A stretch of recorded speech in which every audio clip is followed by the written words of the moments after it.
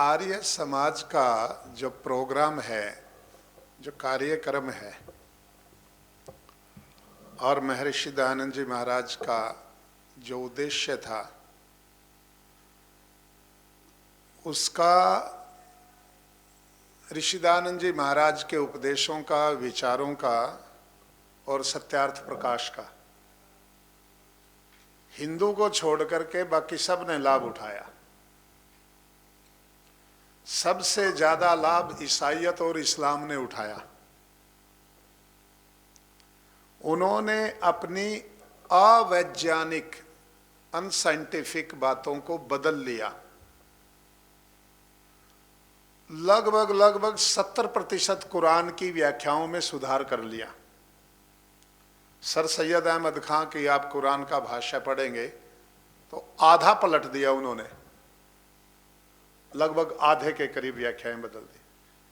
ऐसे ईसाइयों ने भी अपनी जो कपोल कल्पित गपोड़े और इधर उधर की बातें थी उनको छुपा लिया। लगभग साइंटिफिक अप्रोच लेकर के आए धर्म के साथ, वो भी अपने कुछ न कुछ थोड़ी थोड़ी सुधार किया। हिंदू ने नहीं किया, 1% भी नहीं किया, बल्कि उल्टा असर हुआ इसके ऊपर। तरह तरह के नए नए पाखंडवाद, ये वो इधर उधर की। अपनों को तो छोड़े, जितने ईसाइयत के मतलब बिगड़े हुए धीरे धीरे ईसाइयत के प्रचार के तरीके थे, उन्होंने सुधार कर लिया। अब उनके जो वो पादरी हैं वो सन्यासी बन करके घूम रहे। इस्लाम में वो ये मजार पे रहने वाले फकीर हैं, वो कपड़े सन्यास के पहन करके घूम रहे। इधर इन्होंने, हिंदुओं ने और बड़ा छक्का मारा, बोला तुम क्या कपड़े पहने हुए घूम रहे हो, हैं? हम तो तुम्हारा ये जो ये था ना, इसका क्या नाम था स्वामी जी, उसका साईं का, नहीं चांद मियाँ, बोला ये तुम्हारा जो चांद मियाँ घूमता ना, लो इसी को एक अवतार बना देते हैं, इसको भगवान ही बना लेते हैं हम। मैं पीछे कल वहाँ बहुत बड़ा मंदिर है, नाम नहीं लेता, मुंह से निकल ही गया होता, अगली बार फिर वो नाराज हो जाते हैं अमेरिका वाले। तो एक मंदिर में गया, बहुत बड़ा मंदिर है, लगभग उसके ऊपर उन्होंने लगाया कोई 40 करोड़ रुपया लगा रखा है। था बड़ी तेजस्वी मूर्तियां लगा रखी थी हनुमान की और सब आगे। तो अगली बार मैं गया तो वहां हनुमान ही ना मिले। मैंने कहा भाई बजरंगी कहाँ गए, वो तो है ही नहीं। बोला जी वो हटा दिए यहाँ से। मैंने कहा क्यों, उसकी जगह कौन लगाएगी, ये साईं बाबा लगा दिया। क्यों?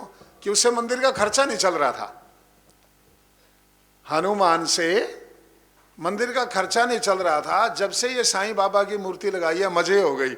मैंने देखा बजरंगी कोने में बैठा बेचारा। हिंदू का ये आविष्कार है, ये इसके विनाश का कारण है। आप कल्पना नहीं कर सकते, जिस समय इस्लाम का पहला आक्रमण हुआ भारत की धरती पे, 93 लाख वर्ग किलोमीटर क्षेत्रफल था। कितना था? आज 30 लाख रह गया, 63 लाख गया इसमें से।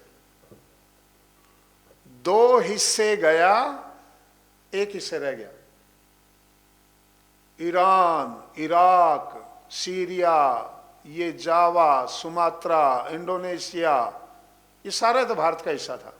तिब्बत, थोड़ा सा चाइना का हिस्सा, रशिया का हिस्सा, और ये नेपाल, ये सारा, ब्रह्मा, श्रीलंका, सभी तो यहाँ था। 7-8 टुकड़े तो अंग्रेज के आने के बाद हुए।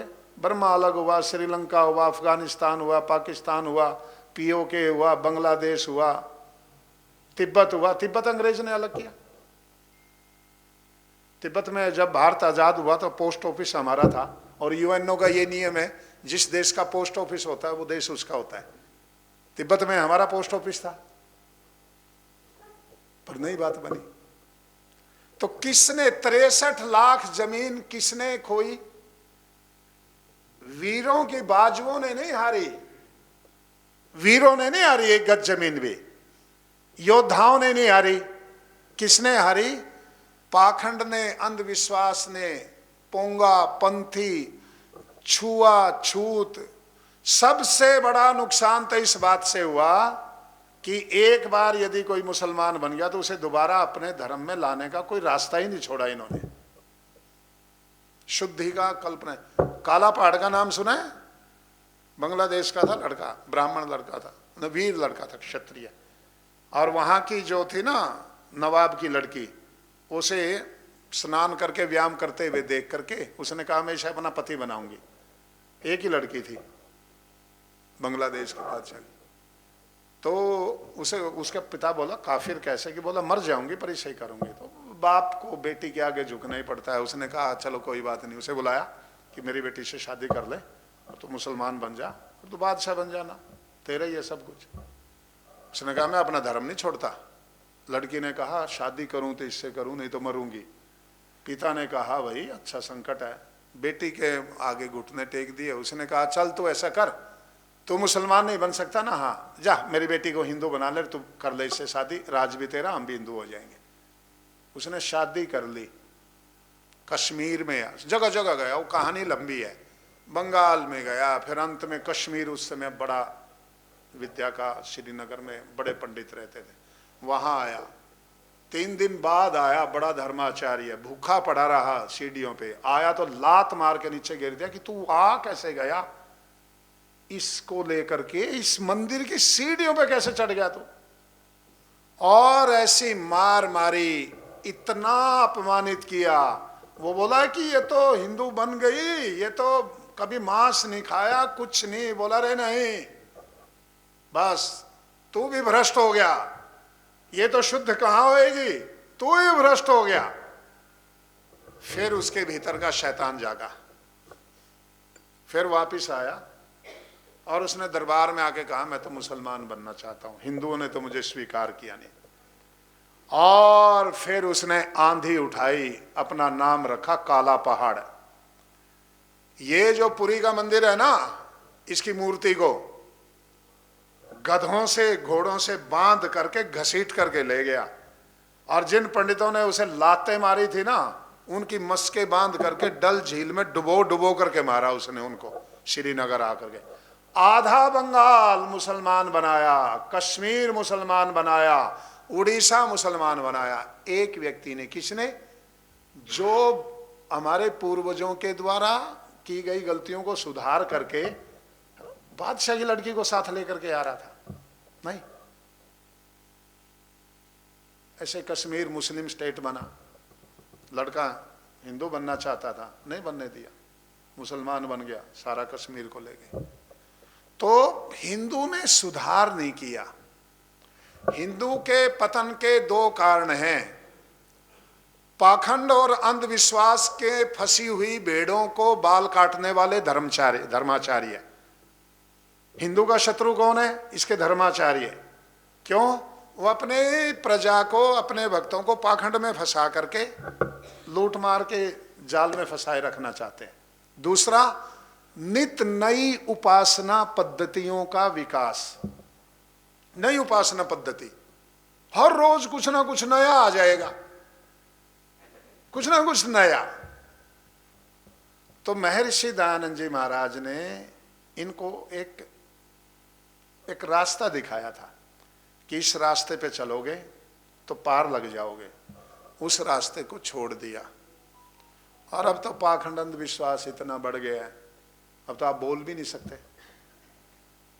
उसके खिलाफ बोलेंगे तो एक जगह मैं कहीं प्रवचन दे रहा था, बोला जी आपने हमारी भावनाओं को आहत कर दिया। मैंने कहा भाई कैसे किया? कि आपने साकार पूजा का खंडन कर दिया। आपने निराकार पूजा की, निराकार उपासना की स्थापना करके हमारी साकार पूजा का खंडन किया, हमारी भावनाएं आहत हो गई। मैंने कहा तुम जो साकार की पूजा कर रहे हो, इससे मैं निराकार का उपासक हूं, इससे मेरी आहत हो गई। तुमने हमारी आहत की, नहीं बनती हमारी भावना, हम तो निराकार के उपासक हैं। ये तरह तरह के पीर पैगंबर ओलिया पूजा, ये वो मजार, जगह जगह मढ़ी मंदिर मस्जिद जब पूज रहे हैं, हमारी भी तो भावना आहत हो रही है, वेद की भी तो भावना आहत हो रही है, हमारे सनातन ब्रह्मा से लेकर के जैमिनी पर्यंत ऋषियों की सबकी भावना आहत हो रही है। किसने कहा है कि प्रभु की कोई कौन सा, किसने प्रभु के साकार रूप का वर्णन किया? उपनिषदों में है प्रभु का रूप है तो ये सारा संसार है। यदि प्रभु का रूप कोई है तो ये सारा संसार उसका रूप है, और नहीं तो वो तो अरूप है। तो हिंदू ने महर्षि दयानंद जी महाराज की शिक्षा से जब तक सुधार किया तब तक इसने उन्नति की। बांग्लादेश में कितनी दुर्गति हुई, कश्मीर में कितनी दुर्गति हुई। केरला फाइल देखने तो जाते हैं, कश्मीर फाइल पिक्चर देखने जाएंगे, केरला फाइल बंगला फाइल पिक्चर देखने जाएंगे, सुधार नहीं करेंगे। इसका परिणाम यह है, ग्राउंडे में कितने % ईसाई है भाई? पता है? पता है कितने ईसाई है? पता ही नहीं है आपको। हरियाणा, पंजाब, राजस्थान, हिमाचल प्रदेश, सबसे ज्यादा आक्रमण हिमाचल प्रदेश पे है। दूर दूर दराज में लोग रहते हैं, गरीब पैसे देते हैं, ले गए। आप कल्पना ही नहीं कर सकते। यदि आपको एक चेतावनी दे रहा हूं, आप में से कुछ लोग हैं जो 15 साल तक तो सब लोग रहेंगे, कोई एक्सीडेंट बीमारी में नहीं मरे, तो 15 सालों के अंदर अंदर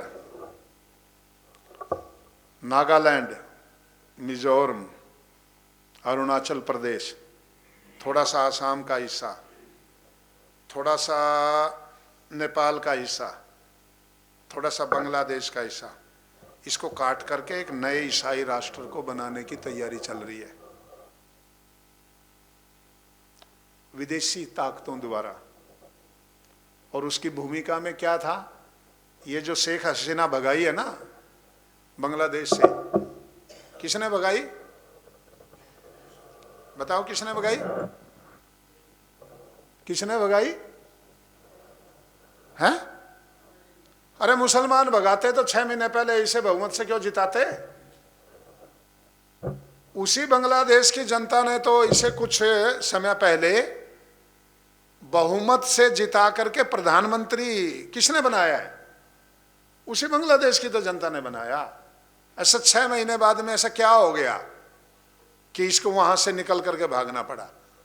अमेरिका ने जगह मांगी थी कि इतनी सी जगह हमें दे दो, अड्डा बनाना है और एक स्थापित करना है, एक थोड़ा सा विजिलेंस बना करके रखेंगे। इसने मना कर दिया।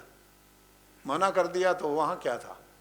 पैसा फेंका और अगले दिन स्टूडेंट मूवमेंट शुरू, भाग करके यहां आगे बचा। ये उसकी भूमिका थी।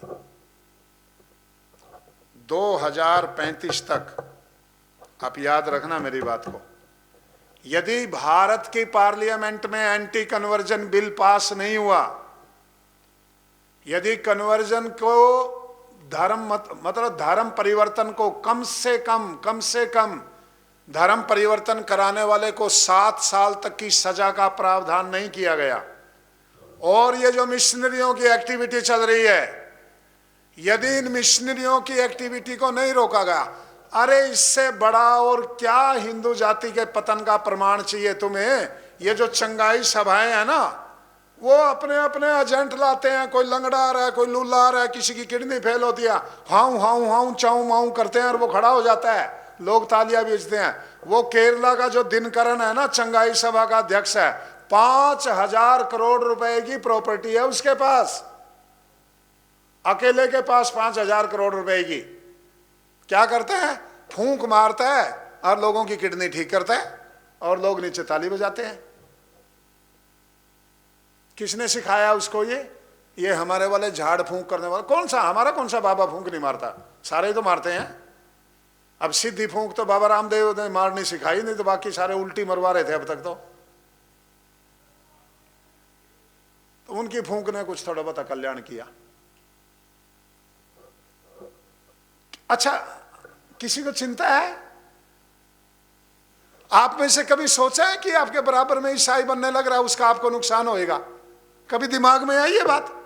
आ ही नहीं सकती। साउथ अफ्रीका में एक ऐसा जानवर है, उसकी एक टांग खा लेना और दूसरी टांग खाने लगे, तब उसे ये एहसास होता है कि तेरे अंग को किसी ने कुछ खाना शुरू किया है। तो जब तक उसे अकल आती है तो उसकी दूसरी भी खा चुके होते हैं। हिंदू की तो स्थिति ये है, आधा खा चुका होता है ना शत्रु से, तब थोड़ा करवट बदलता है कि लगता है कुछ हो गया। 98% दलित पंजाब का क्रिश्चियनिटी में कन्वर्ट है। मुख्यमंत्री क्रिश्चियन था, ये क्या नाम था उसका, चवन्नी, क्या नाम था, चवन्नी, चन्नी, ये क्रिश्चियन है, कन्वर्टेड। 8000 ईसाई, जिसने इसने शपथ ली थी मोगा के पास में, उसी दिन 8000 दलित ईसाई बने थे उसी दिन। किसी को भी आप में से यहां बैठे हुए को ये पीड़ा नहीं है कि पिछले 10 साल में गरोंडा के अंदर कितने लोग ईसाई बन गए, या हमारे यहां कितने बन गए, भारत में कितने बना। हर रोज पूरे देश में, यदि मैं भारत में कहूं तो हर रोज कम से कम, बोल रहा हूं मैं, मिनिमम एक संख्या दे रहा हूं, 10,000 लोग हर रोज ईसाई बन रहे हैं। मिनिमम है ये संख्या। किसी के कान पे जूं नहीं रेंगती। पाकिस्तान किसने बनवाया? मोहम्मद अली जिन्ना ने। किसने बनवाया? उसके दादा का नाम तो क्या था? पुंजाबाई ठक्कर, गुजरात के थे। क्या नाम था उसके दादा का? हिंदू था और राम के वंशज मानते थे अपने आप को। वो अभी भी जितने ठक्कर है ना गुजरात में, सारे अपने आप को राम का वंशज मानते हैं। राम का वंशज, एक दादा का पोता। वो थोड़ा क्या हुआ, गरीबी आई उनके ऊपर, भूखे मरने लगे तो मछली का चूरा बेच दिया। मछली का चूरा बेचते ही एक दिन बस हो गया तुम्हारा कल्याण। वो बेचारा वहां सिंध में जाकर के बैठा, वहां जाकर के मुसलमान बन गया। तो उसके बेटे का नाम था जेना, जेना भाई ठक्कर। तो जेना का जिन्ना, अपना सरनेम जेना है इसका, वैसे जिन्ना तो बाद में बना। इसने अपना नाम, इसके बाप का नाम था जेना भाई ठक्कर, तो जेना का जिन्ना बना लिया सरनेम। एक हिंदू दादा के मुसलमान पोते ने देश के टुकड़े करके 4 देश बना दिए। 4 देश कौन कौन से बनाए उसने? भारत, पाकिस्तान, बांग्लादेश, पीओके। दादा कौन था? हिंदू। पोता कौन था? मुसलमान। ये शेख अब्दुल्ला, इसके दादा का नाम जानते हो? मुकुंद कोल शास्त्री, ब्राह्मण है। शेख अब्दुल्ला का दादा ब्राह्मण है। आप वो जो साउथ अफ्रीका वाले जानवर की मैं उपाधि दे रहा हूं ना, वो हिंदू के ऊपर फिट बैठती है। कल्पना ही नहीं कर सकते भाई। मतांतरण का मतलब है, मत परिवर्तन का मतलब है आस्था परिवर्तन।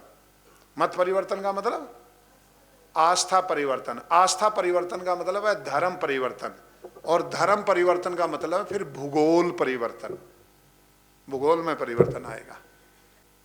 जो धन, संपत्ति, प्रॉपर्टी, पैसा, लड़की, लड़का, नौकर, चाकर, दादा, दादी, बच्चे, भैंस, गाय, घोड़ा, गधा, जो भी तुम्हारा है वो तुम्हारा तब तक नहीं है जब तक तुम वैदिक धर्मी नहीं हो। क्या बोला मैंने? गलत कहा क्या? न लड़का तुम्हारा न लड़की। कितनी तो लड़कियां चली गई। अरे जब हिंदुओं की लड़की ही तैमूर और जहांगीर पैदा करने लगेंगी, किसी मुसलमान लड़की ने कोई प्रताप, शिवाजी, छत्रपति, गोविंद कोई पैदा किया? किसी मुसलमान लड़की के पैदा? ये तो हिंदुओं की। और जिनको हमारी बेटियां हीरोइन मानती, आदर्श, मर जाएंगी वैसे होने के लिए, ये एक तैमूर जाम दिया, एक जहांगीर जाम दिया। है? वो तो जाम ही रहे हैं, हमारे वाले भी उन्हीं के जाम रही हैं। तो जब तक आप सनातन, मतलब एक और सुन लो, सनातन और वैदिक धर्म एक है। सनातन का मतलब आदि से, जितना पुराना सूर्य है उतने पुराने हमारा धर्म, वो वैदिक धर्म सनातन धर्म है। तो ये बोलते हैं ना ये आर्य समाजी और ये सनातनी, ना आर्य समाजी ही सनातनी है, ये तो पौराणिक है। पौराणिक और सनातनी ये अलग अलग है। हम सनातन को मानते हैं इसलिए हम सनातनी, वो पुराणों को मानते हैं इसलिए पौराणिक। 100 से अधिक देशों में देखा जाने वाला, सर्वाधिक लोकप्रिय और सबसे अधिक फॉलोअर्स के साथ पूरी दुनिया में आर्य समाज के विचारों का प्रचार करने वाला एकमात्र चैनल वैदिक प्रचार।